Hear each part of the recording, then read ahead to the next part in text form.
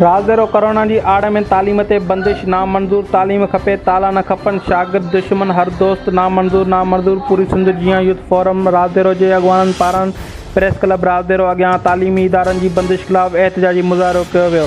सिंध हुकूमत पारां कोरोना जी आड़ में तालीमी इदारा बंदि करण ख़िलाफ़ यूथ फोरम राज़दारो जे अॻवान अली रज़ा, गुलाम कंबर, सूमरो अमजद, मीर अमजद गुल, आरिफ सना ऐं सिंध स्टडी डेवलपमेंट ऑर्गेनाइज़ेशन जे दानिश कलीम ऐं ॿियनि पारां हथनि में बैनर खणी वेगन स्टैंड खां प्रेस क्लब राज़दारो ताईं एहतजाजी रैली कढी तालीम खपे ताला न खपनि, शागिर्द दुश्मन हर दोस्त नामंजूर जा नारा हंया विया।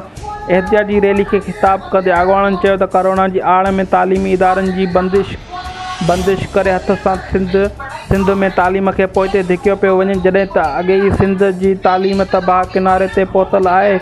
मसरूफ़ मार्केटूं, होटल, दुकान, जलसा, मेड़ाका, महफ़िलूं ऐं रैलियुनि ते इजाज़त आहे। बाक़ी ॾोह तालीमी इदारनि कयो आहे जो हुननि खे केतिरे अरसे खां बंदि करे असांजे ॿचड़नि खे बर्बादी ॾांहुं धिकियो पियो वञे। हुननि चयो त सिंध हुकूमत हथ सां असांजी तालीम तबाह करे रही आहे। जीअं तालीम याफ़्ता थी पंहिंजी बुनियाद हक़ न घुरी सघनि। तालीम इंसाननि जी टीं अखि आहे। जॾहिं तालीम ॿार हासिल न कंदा त हिन जदीद दौर में ज़िंदगी कीअं घारे सघंदा। दुनिया जे ॿियनि मुल्कनि ऐं असांजे मुल्क जे ॿियनि सूबनि में बि SOPs तालीमी इदारा खुलियल आहिनि, पर सिर्फ़ु सिंध में नथा खोलिया वञनि। इदारा बंदि हुअण करे तबाह थी रहियो आहे। ॿारड़ा सिख्या घर बंदि हुअण करे रोले जो शिकार थी विया आहिनि। हुननि सिंध हुकूमत खे पुरज़ोर मुतालबो कयो त बिना देर SOPs तालीमी इदारा खोलिया वञनि, न त ॿी सूरत में एहतजाज जो दाइरो वसी कयो वञे।